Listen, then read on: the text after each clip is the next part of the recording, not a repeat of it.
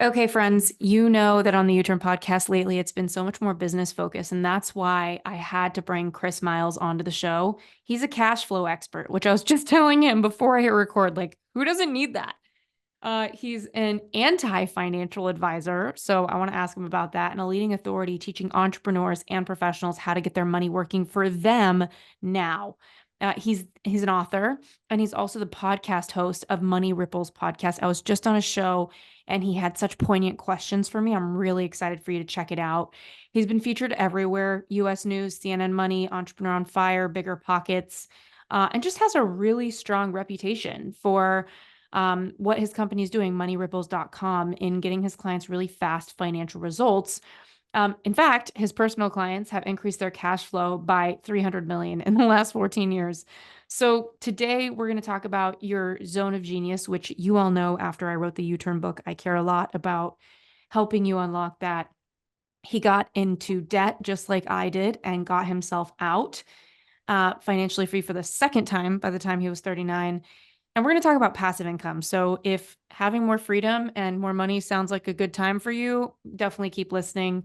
Thank you so much, Chris, for coming on the show. Hey, it's such a pleasure to be here. I think you're Yeah. just trying to get revenge on all the questions I asked you last time. You're like, oh, if you think those questions are good, Chris, wait till I start asking you a whole bunch. We're gonna make you cry. Yeah, it's like Mortal Kombat. Finish him. Just go That's in. right. Rip out my heart, Yeah, totally. I used to be really good at video games because I had two brothers. So I don't know how my head just went there.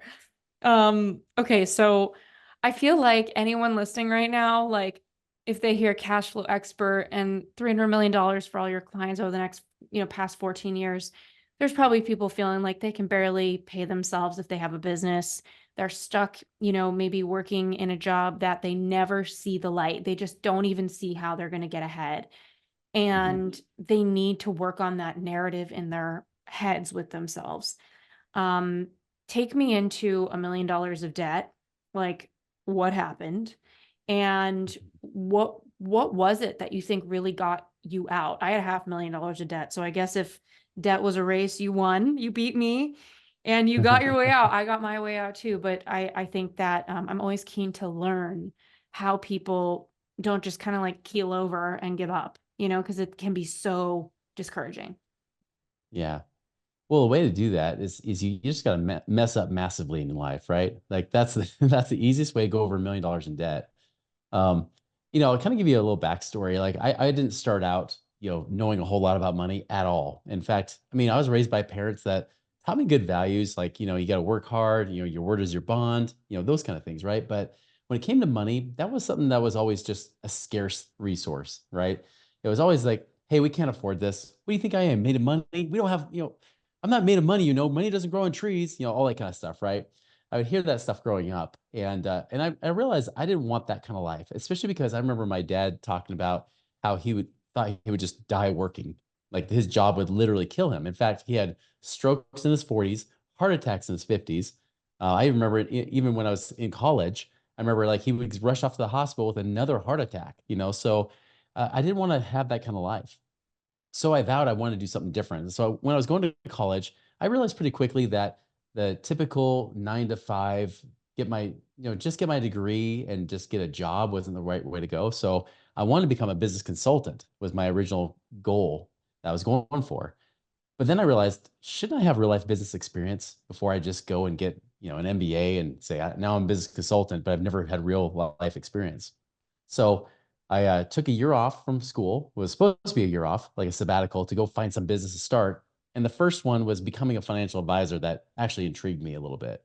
Partly because I figured if I give my dad some of his life back and if I can learn about money, heck, why not? And have a business too. Well, I ended up liking being an entrepreneur so much, I stayed dropped out of college. I never finished my bachelor's. I was one class away from getting my bachelor's and I quit. Never got the MBA or anything.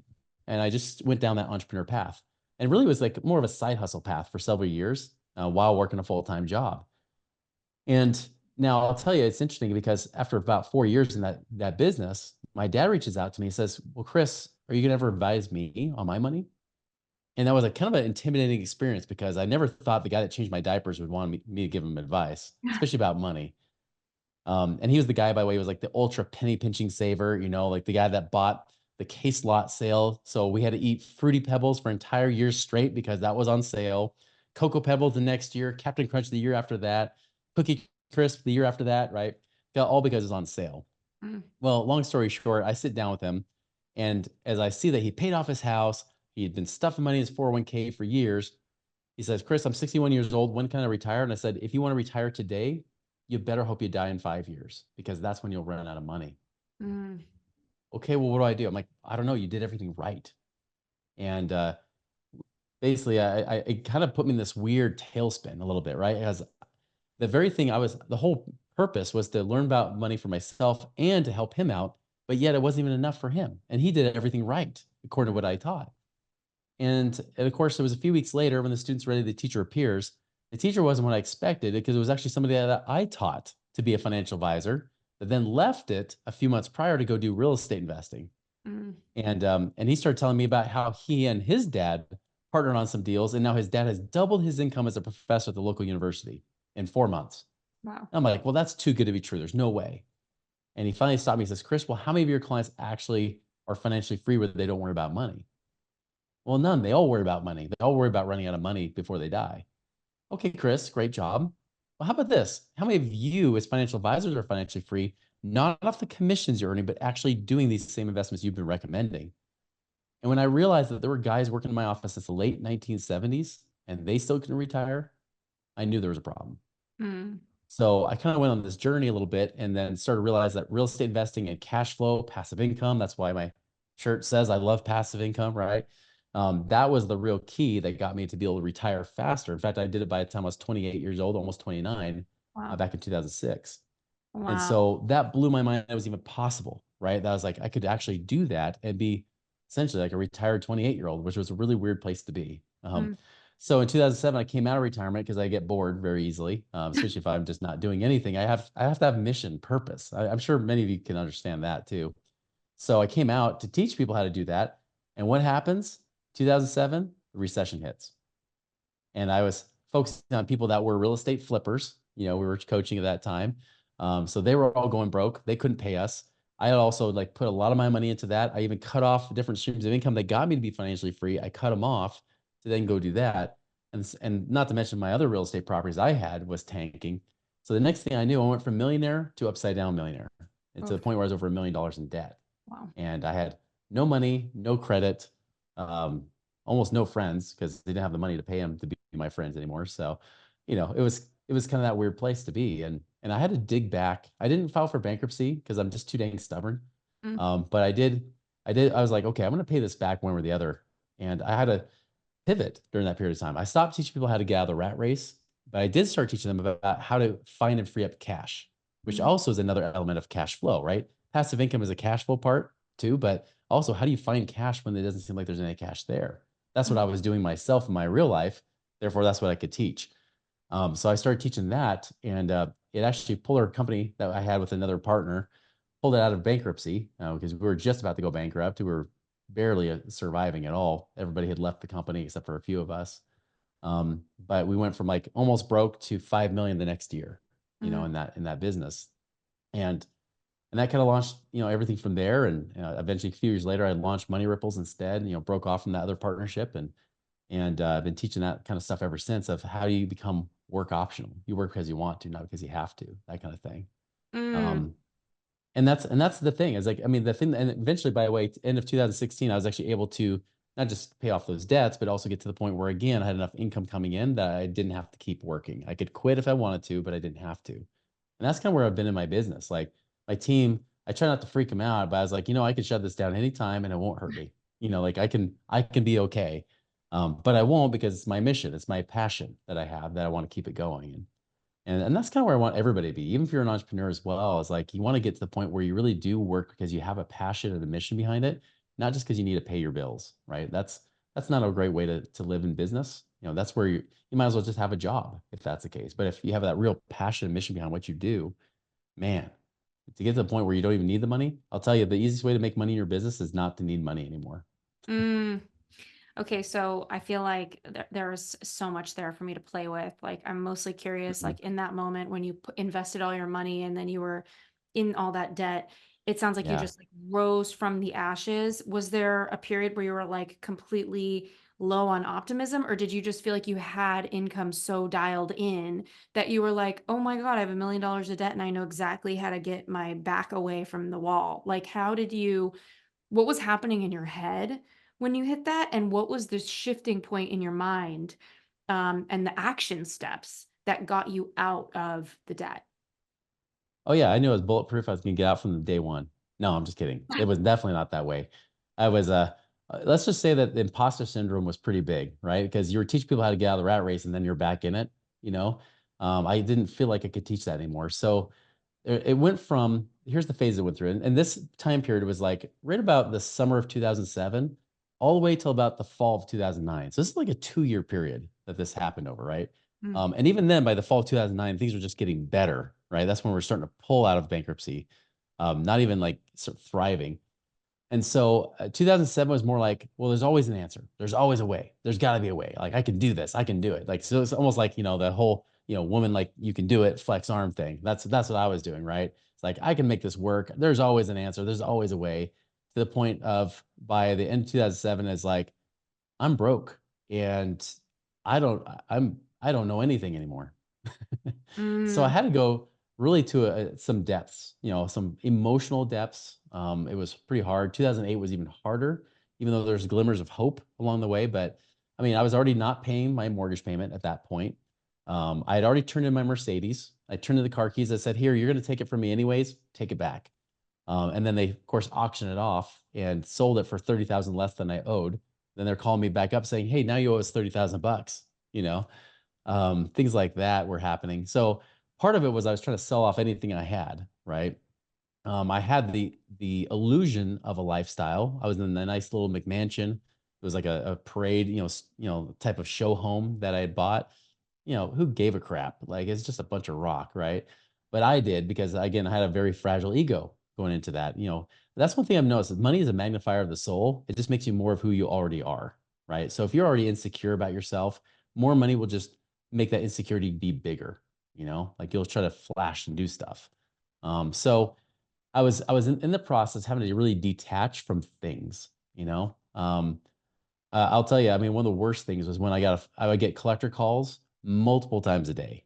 I How did mean, you manage your anxiety for that? Because like I got those calls, I got rid of my Porsche, I got rid of my apartment, I went to Bali to write a mhm, book. I had my back against, I mean, I know this feeling all too well. It sounds like you're more graceful than me though. I was like on the floor, like, and my sister also, I had a big sister who passed away. She was an addict. And so the combo of, and I'm lighthearted about it now, obviously, because that's the way of grief, right? Like you grieve enough and then everything's like a lot lighter. So, but now I look back, I'm like, oh my gosh, hot mess express. I called off a wedding to a guy I was with for 5 years. My sister passed away. I lost all my money. I gave away all my possessions and I went to Bali to write a book. Like, and wow, I tried to make art out of it, but the story in my head was I've peaked.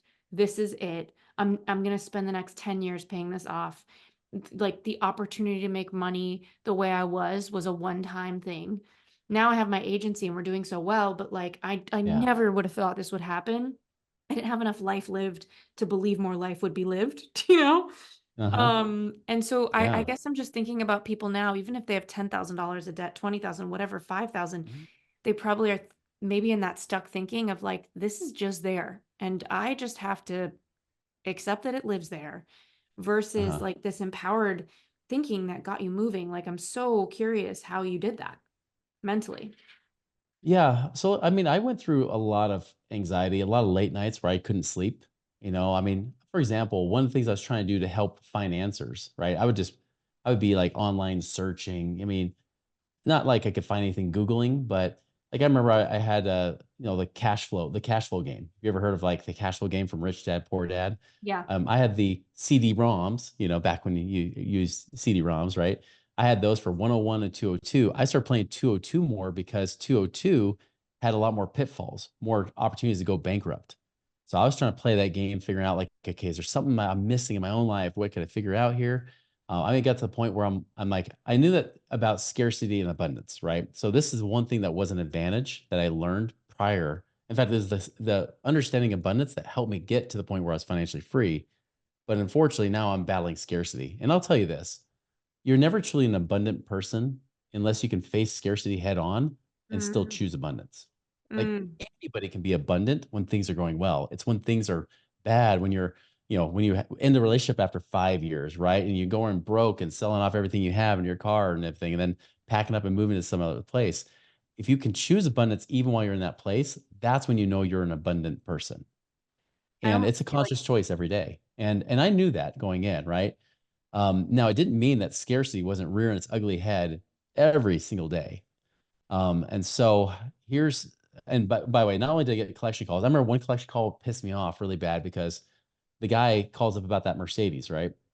He says, "Hey, I'm calling to collect a debt." The usual thing they all say, right? "I'm calling to collect a debt. This call may be recorded.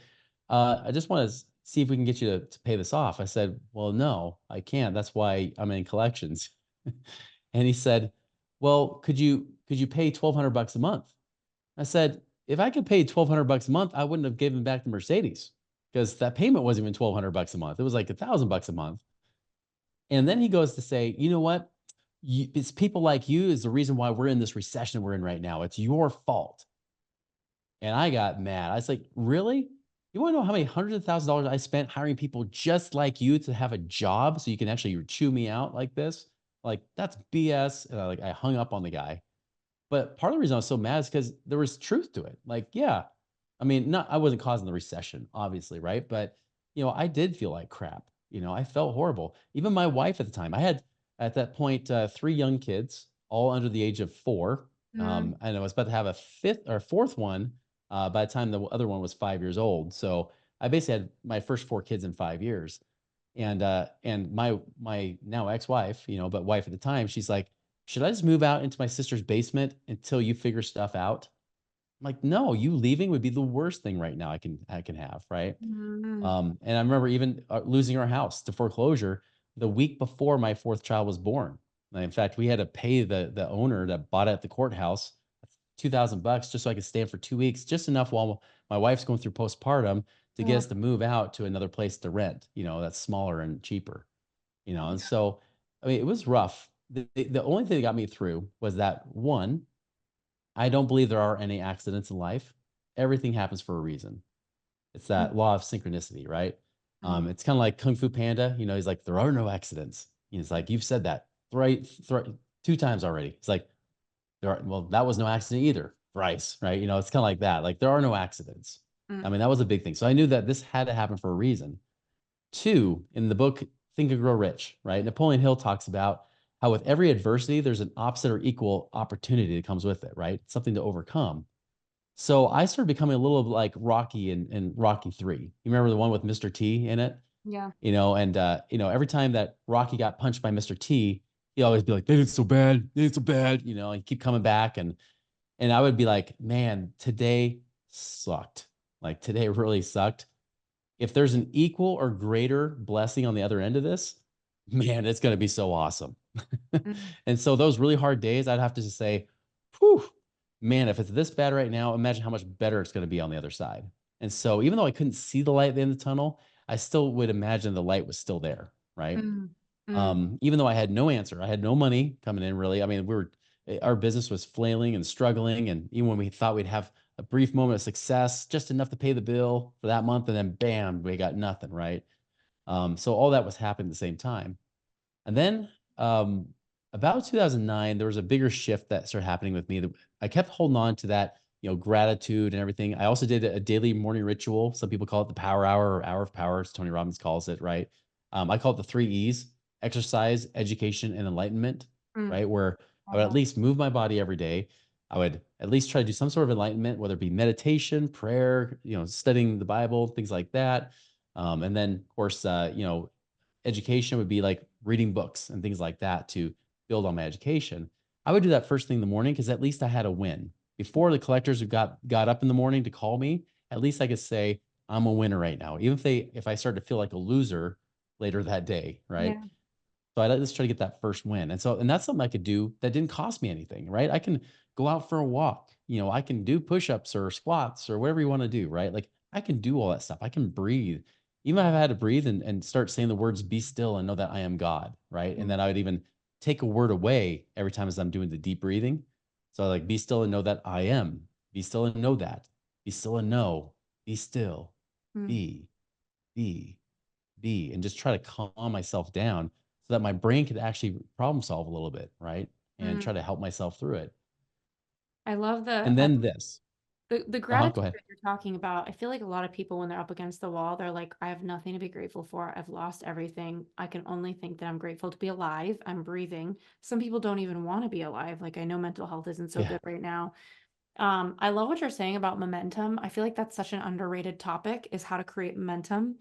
And it's such a powerful feeling because I think most people in their human experience, they're not looking to feel like they hit a goal. I mean, they think they want that, but they like that feeling of progress. Like when you're losing weight and you feel like the first 5 pounds came off, or you just got your first client. It's like those are the feelings that make us feel so alive as progress. And I think when you talked about momentum, it's like the 3 E's in the morning are kind of your way of like putting momentum into your day in some positive direction. Yeah. Um, I remember my debt collector calling me from American Express. Hello, Ashley. This is Jamie from da da da da da. And I just remember feeling like, you know, I got on a payment plan and I paid the payments for the first 12 months. And then when the 12 months were over, they changed it up and then the interest became like sky high. Mm-hmm. And it was almost like, oh, now I really can't get ahead, you know, like Mm-hmm. I now it's not even going to my principal. I'm literally just paying $3,000 of interest every month. Yeah. I can't even get to the rest. So I'm curious also, like from a tactical perspective, like when you look at the things that got you closest to passive income, would you say it was playing in the stock market or real estate? Like I own a few pieces of real estate, and it's something that I feel just as inspired as I do intimidated by because the three places that I have, my brother is very smart at real estate and we co-invested in those. They're all cash Mm-hmm. flow positive. They're not going to like send me on a lavish trip or anything like that, but they will help me in my retirement. So I'm not in a status with my real estate where I'm like, oh, I've gotten ahead. But I imagine there's a lot of people listening that they're like, well, I don't want to buy something and owe money every month on it. What if I make a bad buy? Like, how do Sure. I do the math? How do I get started? Um, I love real estate because it's a hard asset. It makes me feel like I can see my investment. I could Mm-hmm. feel it. But yeah, like from a like if there was a pie of how you were going to start generating income for yourself, where does your brain go on how to get started on the tactical side? Well, I mean, where I was then, I was just trying to get to the point of paycheck to paycheck, right? But Yeah. here's the big thing is that you can only be so cheap. You can only cut down your expenses so far, and then income's got to be there. Short answer is business and real estate, I think are the best places to create, residual or passive income. And I keep that separate. I put more residual income on the business side because usually requires a lot of work up front, but then it can create more back end returns that can go on forever, right? Especially with systems, like for example, you have a subscription service, do you have something that you set up, you create, it could be an online course, it could be just subscription service that maybe you do put effort into every month, but it's because it's one to many, you get more leverage of your time, right? And you can make a lot more money for less effort. There could be online courses or things like that. It could be audios, books, all those sort of things you can do. You can also, even just have I had a retainer model, right? Within my clients could just phone a friend essentially. Like I would be that friend they would phone for questions. And a lot of times, some of them would go 7 years and never use me. Like Mm, it's still like it created that good, steady, stable income that was coming in. mm, And so there's a variety of ways you can do that. That I put more in the category of residual income, right? Even if you have other people's labor and things like that, like you have teammates and people that are doing stuff. Like I have guys on my team now that are doing sales for us. Like great, they're doing the work. I'm not the one having to do it. I've got the systems, I've got them the job, but they're generating that revenue for our business. beautiful. Um, on the passive side, like real estate, that's where you got to use money to make money, Yeah. and now, if you're in a place where you don't have money, then don't even worry about the passive income side yet. Like, don't worry about real estate investing. Like, I don't think anybody should really be worrying about that a whole lot, depending on what level, how active you want to be. If you want to be an active real estate investor, that's one thing, more of a business owner in that standpoint. If you're Hmm. going to be passive, wait till you have at least 100 grand and then start looking at those options. Mm, Because honestly, the best thing you could probably do is build your business. mm, And that's the one thing that I had to still address, right? Was how do I earn more money? mm, Because obviously I got to pay back these bills. Right. So it wasn't like, now I did get creative in the sense that I did like negotiate with credit card companies, was eventually able to like pay them for like sometimes 10, 20 cents on the dollar. I was Yep. able to do that a few times, right? Medical bills, unfortunately, couldn't do that with. I had some of those because I had a daughter that went to the ER and charged like 60 grand. That was awesome. Um, all that kind of stuff can happen. But Wow. I mean, at the end of the day, though, it comes back to how do you go about creating value for people? Mm, Dollars follow value. So I always ask myself, how can I serve someone? How can I solve problems for them or add value in such a way that money is just the natural byproduct? mm, And that's a true principle I was also focused on that entire time, which is how can I create value? So mm. remember during the recession, and especially when I was in my own rat race hole again, right? I wasn't want to teach people something I wasn't doing. I couldn't teach them how to get out of the rat race when I was back in it. Right. So I shifted. I started teaching people how do you find and free up cash, right? How do you find money that you can have? And the reason that came to be is because people would come to me, they're like, Chris, I would like to hire you, but honestly, with the recession, things are tight. I just don't have the money to pay you. Mm, Now, I wouldn't say this out loud verbally because it might be business suicide, but in the back of my mind, I'm thinking, I guarantee my financial situation is way worse than yours. mm, And so I would come back to them. I'd say, listen, if I can help you find the money, will you pay me? mm, If I can find the money to pay me, will you pay me? They're like, well, yeah, I guess that makes sense. Sure. mm. So I would say, great, here's ways to find and free up money. Because I was having to get so creative in my own situation. I was seeing different doors and opportunities to be able to do it for them. And sometimes as simple as just, how do they, if they're a business owner, how do they charge? Like what's their business model like? And the revenue model, is it jacked up or some ways? Or like I had a chiropractor, for example, that hadn't raised his fees in like 15 years. Like, dude, Wow. inflation alone says you should raise your fees. Raise them. Um, things like that, or just like, here's things you can do to be more profitable in the business. Hey, here's some things you do to pay off debt creatively. Like I found one of the things I did before I did passive investing is I started figuring out ways to pay off my debt. I did it not based on interest rate. I did it based on what's the ratio of the payment to the balance, which I Mm, also called the cash flow index, is what I created back then. mm, And the cash flow index just says I take the balance of that loan divided by the minimum payment, and then whatever that number is my cash flow index. The lowest number I pay off first. So it's mm, kind of like this. If you had two $10,000 loans, one of them is a credit card you're paying 200 bucks a month on, while the other one's a car loan you're paying 500 bucks a month on. If all I had was 10,000 bucks, I had to pick one. Good old Dave Ramsey will tell you to pay off the credit card, right? Every time. It's like, oh, get rid of those higher interest credit cards. But I'm like, no, I know what it's like to have bad cash flow, especially when you're a business owner. You need cash flow yeah. just in case. Even if you're in a good position, lower payments are better. So I was like, no, I would pay off the $500 a month one because I can always take the 500, pay it to the 200, and pay that credit card off in a year anyways. Mm, But at least at that 500, if something goes wrong, I only have to pay the $200 a month payment versus if I followed Dave Ramsey's advice, about trying to save and live on rice and beans, then I would be trying to, go and figure out how to pay that $500 a month payment just because I had lower interest, right? that's a So, really interesting point because like it keeps you in the debt if you pay everything you've got towards things and you're not being mindful of your cash flow.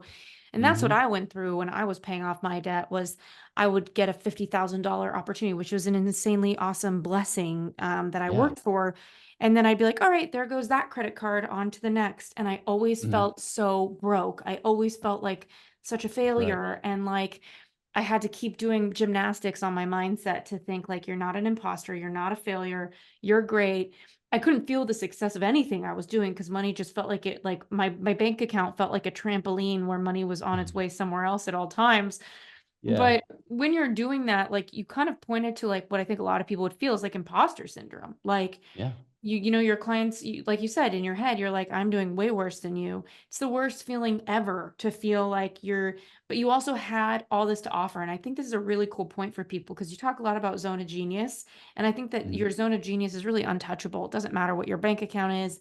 Obviously you have to live in integrity. If you're coaching people on how to have a business and you don't have a business, you've never had a business, you don't really understand it, you might be out of integrity, right? And so mhm, I'm curious, like, how did you get out of any sort of possibility of blocking yourself from taking on those opportunities and not thinking? I mean, for me, I lost, $500,000 and was in all that debt. And when my TEDx talk went super viral and I had this huge spokesperson deal come to me, it was a fintech company. And I felt like, oh my yeah, gosh, I'm a spokesperson for a fintech company. Like, paying off all my debts. Do you know what I mean? So Mhm. thankfully they didn't have me talk about money and money management. They should have had you for that, Chris. But I was talking about life purpose and career, which, I felt an integrity with. But even then it was like, why does anybody want to listen to me? I'm this huge failure. And obviously I got out of that thinking and moved on and Yeah. created something else. But it held on to me for such a long time. And I hate knowing that some people listening right now are feeling that heartache inside of them. And I hope that we can change that today. That I'm glad you brought that up because your identity is everything, right? How you identify yourself and how you see yourself, not just what you say to yourself. I mean that's part of it, obviously, right? But it's whether you believe the words that you say to yourself is so important. Like for example, why do I work out every day? Because I'm an athlete, right? I'm a marathoner. I'm an athlete. That's what athletes do is I work out every day. That had to become part of my identity to finally do that. It wasn't just like, hey, I'm going to go run 4 or 5 times a week, or whatever. Or I'm going to work out here and there. Other than one day when I got sick, I haven't missed a single workout since December 1st, Wow. and I'm planning to keep that going because I was like, wait, Chris, like when people say, oh, you're a marathoner, huh? No, no, no, I'm not that good. You start to discredit, like, no, not really. It's like someone says, you're a business owner, huh? You're an entrepreneur. No, I mean, I got a side hustle. I mean, I'm not really a business owner. You've already lost the battle if you start saying that to yourself. You got to start saying, even if you don't feel like a business owner, say, no, I am a business owner. Yes, I am an entrepreneur. Yes, that's who I am. Mm, And I think that's why I struggle so much in those early years, where it's like, I would have like these moments of bliss and then crash, and back and forth. It wasn't really to the last, 10 years, the last decade of my 22-year career that I could say, oh, it could be easier than this. It doesn't have to be that hard. And you mentioned zone of genius, which I teach a kind of a similar concept called divine genius, right? mm, Which is kind of like that spiritual part. And I recall one time while I was just starting to try to like work my way out of it, and I was really trying to focus on who am I, right? Because when you strip away all that stuff, when it's all gone, right? You take away the nice house, you take away the nice cars and everything, and it's just me. I had to be okay with that, and that was really hard with someone who had low self-worth. mm, But I remember like focusing on that zone of genius. Like, what is it that I do that makes me unique? What's that combination of gifts that I mm, have that no one else has? Someone might have one of those gifts, but not that unique combination combined with experiences, right? And passions and things like that, and values that you combine together to make who you are. mm, That is where there's not a single person on this planet just like you. You can solve problems and add value and create value for people in a way that no one else on this planet can. Even if they're in the same industry, they cannot replicate you, nor can you replicate them. And when I started to finally start to understand that was when I was sitting in the lobby of a company that was like $1 billion company. And I can't remember how it got set up, but I remember somebody said, "Hey, you know these guys? You used to work with them when you used to." I used to do customer service at another company that they had worked at as executives. They said, "Oh, well, I'll get you a meeting with these guys." So they get me the meeting with these partners of this $1 billion company. And mm, I remember sitting on the couch. I remember seeing their elevator. It was like a glass Willy Wonka elevator they had, right? Like so fancy, like everything was bright white. It was like IKEA on steroids, basically. And I'm sitting there and my palms start sweating as I'm sitting on that couch, right? Because I'm like, who am I? Like, who am I to be sitting here right now in this lobby to talk to these guys? mm, And then another voice came in my head, said, you know who you are. Now go up and serve your brothers. mm, And so I went up to that meeting and, we went to discuss some ideas and talked about personal development and, some this and that. And just, we even talked about the Office TV show, right? And because we connected on that a little bit. And, and the cool thing is like that what was supposed to be a 20-minute meeting went for like an hour, right? They were like, no, this is great. This is awesome. And like they actually enjoyed being with me. I enjoyed being with them. There was nothing that made us different, right? Other than how I valued myself compared to how they valued themselves. But once I got to that level, it's like, wait a minute, why am I having such a hard time with these little things when I could do something like this? mm, And so I think that zone of genius, understanding that, really internalizing it and saying, wait a minute, no one can do what I do. I am the goat in my own arena, right? mm, Like there's other people in my space that can do their thing and they could be the goat in their space too, but I am the goat of who I am. Show up and serve people that way. Solve problems, add value in their lives, always find that win-win. How can you serve them and make their lives better? And money is just a natural byproduct. That's the only sure way to ensure that money will come. Even with real estate, it's still true. You still have to show up and serve in some way, provide some value for that to actually pay you back. So Mm. that's always the secret. If you want to make more money, stop asking that question, how do I make more money? Start asking, how can I serve more people and solve problems where money is just the byproduct? Mm.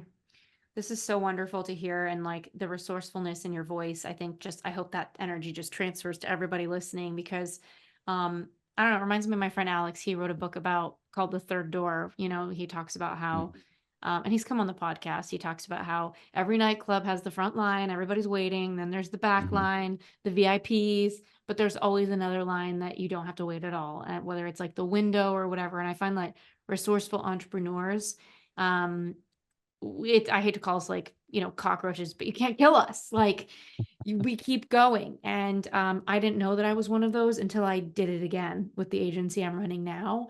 Mhm. So for somebody who is reflecting on their zone of genius and wanting to really leverage that so that they can feel like no matter what they're facing, they really are the GOAT.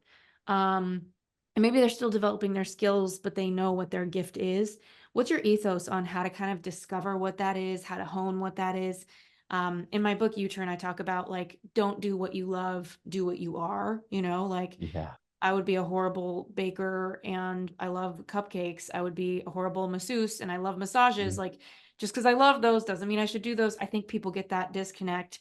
So, a lot of my work before I started my agency and my book, and as I paid off all my debt, was about helping people figure out, well, who are you in your career, be it through your values, your skills. But I'm curious on your side, like, what are some of the biggest nuggets that you impart to people when they're trying to kind of get their arms around who they really are and what they can really do? Yeah, there's always that myth. I mean, it's commonly held belief, but it's really a myth about do what you love and the money will follow. Yeah. I remember I had a friend that said, "Man, if I did what I loved, I would be sitting on a beach right now with Jessica Alba running her fingers through my hair." And he's like, "Trust me, I will not get paid for that." And so it's true. Like it's not just about doing what you love; it's doing what you love that others love you doing. Yeah. That's I think the real key. Um, and so activities I did, like so when I have people try to discover and figure out this divine genius, I'd have them take a battery of different, type of tests and things like that. Like for example, you could take things like the Myers-Briggs test, right? Like they can kind of give you an idea, a little bit idea about your personality and what makes you unique. There's even other tests that are more applicable from more of a work standpoint, like the Colby A index, as in Kolbe, the A Yeah. index. I actually really love right now the predictive index. Mm, That one's been awesome. In fact, we use that whenever we hire people because it's the only one legally proven to be used in a hiring interview. mm, So use that and take those things. One great thing you can do as well is you can go and the disc profile is another one, of course, mm-hmm, if you've heard of that. Another one that's really great is poll people. mm, Ask people in your life, not just people that have known you your whole life, which are always good people, but people that have known you from different walks of life. Maybe even somebody who met you just a few months ago, and ask them, say, what is it about me that makes me unique? What is it you can count on me for? Ask those kind of questions, right? You might want to preface it by saying, by the way, just so you know, I don't have cancer. I'm not dying, because sometimes people think maybe you're going through a life crisis or something. No, like I just want to know. I'm just kind of curious, like, what is that you think I do differently or better than what, than other people or the average person, right? And just see what the response is. And what might shock you is that the people that have known you your whole life might answer very much the same way as people that have known you for 2 months. mm, And that's where I call that get a clue. mm, you know, if people can, if even the person that shows up can just see it, it's just like when you watch like America's Got Talent or any of those kind of talent shows, right? You're just like, I can easily see the talent. They're like, really? I don't see it. Yeah, because you've been born with it for so long. You think that's what everybody does. The right. truth is, not everybody does that. You Yeah. know, It's so so true. that's a great way to find strengths. Passions is another one. Like there's a thing called a passion test you can always take. But I always ask people like, what's something that you could talk about that you would stay awake all night talking about, right? Like you actually wouldn't tire, or do something that you wouldn't even tire. You lose track of time because it's so fun for you, you know. And I even had one guy. He's like, I'm not passionate about anything. He's kind of like a little grumpy. And I say, all right, well, what pisses you off? Mm, They're like, oh, I got plenty of those things. Like, oh, I hate it when like, anybody threatens my family. I hate when this happens in politics. I hate this and this. I'm like, great. That is just a passion. You just equate it to more like what you hate about life versus what you love. but it's the same thing, right? You're passionate about your family, and that kind of ties into your values too. So I just have people really go in and identify those things and really search. And it never ends, by the way. You're always uncovering like piece by piece, bit by bit. Mm-hmm. But as you start to really combine that together, you start to see kind of a common thread, right? You'll start to see that sometimes your values will line up for the very things that you're great at. Your very gifts align with your values too. Mm. My company values actually come from my own personal values. Like that's how they came to be. And that's where we set our company culture was based on that. Even though there's other people that fit that dynamic as well, they have those kind of values. And that's why our company works so well together. If somebody doesn't have those values, they stand out like a sore thumb and they either quit on their own accord or they get fired. Mm. So Mm. we just to start really focus on those strengths, passions, and values, and really now how you take that to solve problems in other people's lives, which is the next part of that journey. That's where you've done so much more work than what other people have done. That, you really find a place that people can't touch you, right? Even in my space, the financial space, there's so many financial talking heads out there. Yeah. But the one thing is, they don't have some of my experiences. Yeah. Like for example, I was a financial advisor that realized it was all a sham, right? So that background kind of gives me a unique back curtain, pull back the curtain for a lot of people to say, here's what's really going on back here. Here's why this stuff is a lie, right? But then I've also had the experience of losing all my money and having to battle back again, and having to really get out of the rat race twice, get enough passive income to retire. I had to do it twice by the time I was 39. And part of that, by the way, is what got me through those experiences. Because I even forward projected myself in the future while I was in the crap moment saying, you know what, wouldn't this be a cool story if like down the road I was like the guy that actually did it. Mm. I actually had done that. And a lot of times, if I felt like a loser, I would go back to when I was a winner, like when I was ballroom dancing and I was competing and winning competitions, how I'd feel and getting that first place, trophy or the medal or whatever, right? And I would try to carry that into my business just to help myself feel a little bit better, to elevate it, so Yeah. that then I wouldn't portray out this loser kind of mentality and energy, or even a scarcity energy that would repel business. Just so you know, when you're in scarcity, you work 5 times harder to make the same dollar. It's so It's so much true. easier when you can be in a place of abundance.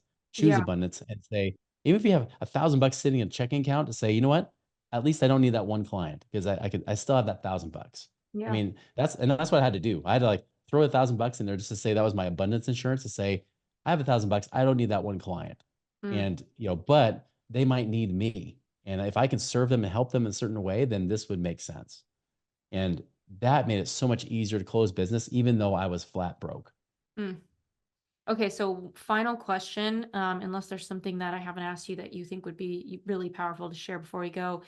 The biggest question I have is if you lost everything yet again, all your money, all your business, everything, what would be the first thing you would get started doing and how would you make money off of it? Like what would be your marketing or strategy to turn that idea into clients? I would start reaching out to relationships right away. Okay. That was the mistake I made in 2007 and 8. The reason I think it went so long, besides all that self doubt and everything else creeping in, was that I felt like I had to keep my problems a secret. Mm. Now, I'm not saying air out your problems on social media and let the whole world know about what's going on, right? Yeah. But I wouldn't actually go out to seek for help because I didn't want to. I felt like I had a scarcity disease that I didn't want to spread on other people. So I said, I'll just figure out my stuff and then I'll talk to people. Then I'll go out and reach out to these relationships. But in truth, if I had just reached out to them in the first place, reached out for help, come from a place of humility to say, I don't know everything, and really start to ask for help from those relationships. And it could have been just making that current business model work, or even just, hey, what do I need to do to pivot, to do something different? Mm. That right there, having that strong support group of people that are abundant minded, that are willing to give you honest answers, even if the truth hurts, that right there is so important. Mm. In fact, even when I went through a divorce in 2015 and I was pretty much almost starting over again Mm. financially because I was giving everything that I had to my ex-wife, Wow. that happened as well during that time. But the difference was I said, I'm not going to make that mistake again. And so I started reaching out to some of the closest friends and relationships that I had. And I really only had like this broke moment for about 4 months, right? Wow. Where I was like, money was really tight. But once I was like, okay, get through all the emotional, stuff, which that was actually in a lot of ways emotionally harder than the financial trauma that I had Wow. previously, the divorce and being single when I had like, basically 5 or 6 kids that I was used to being around all the time that now I was lonely and depressed, Oh, like that was hard. But yeah. once I got past that, and I focus again on how do I serve people? How do I solve problems? What can I do? That actually is what created the business model I have today, because I started reading the book The Pumpkin Plan and figure out what's really I do, what is it that I do best. The podcast is the main thing. And so I focused all on the podcast. I stopped speaking on a bunch of live stages everywhere, did just that and focused there, double down there, and then started focusing on how do I serve people? How do we help create passive income, which is what I was starting to do for myself. And voila, like the rest was history. So All that's what I would do differently. And I think anybody that feels like they're struggling right now, focus on again those relationships. Again, how do you show up to serve people? And even those people that maybe can help you too, find out how you can serve them. It doesn't always require money. Sometimes they have something in their own personal life that you might be able to help them through, right? right. You just never know what you can do to help serve people. It's like sales is such a beautiful exchange of energy. It's like by helping other people, it some way comes back to you as financially and you get to help you. Yeah. And I think it's just wonderful when people can think about sales in a different way than the slimy things we're all traumatized by that do happen in today's world. Um, this has been so wonderful. I feel like I needed my own reminder that I can keep creating successfully because I have. And so Mhm. it's always nice to hear from somebody who's kind of lost it all as well, at least financially, and recreated it. It reminds me that this second time that I'm winning isn't my last time either. Mhm. And I hope that everybody remembers that who you are has nothing to do with where you are. And you can be somewhere totally different really quickly. It's kind of surprising. I remember one time when I was starting this agency, my back was against the wall. We were doing really well, but I could barely clear payroll one month because a bunch of clients who were going to sign delayed to the next month. And then the one that did sign chose a payment plan. And I remember thinking, oh, I can't clear payroll and feeling like such a failure.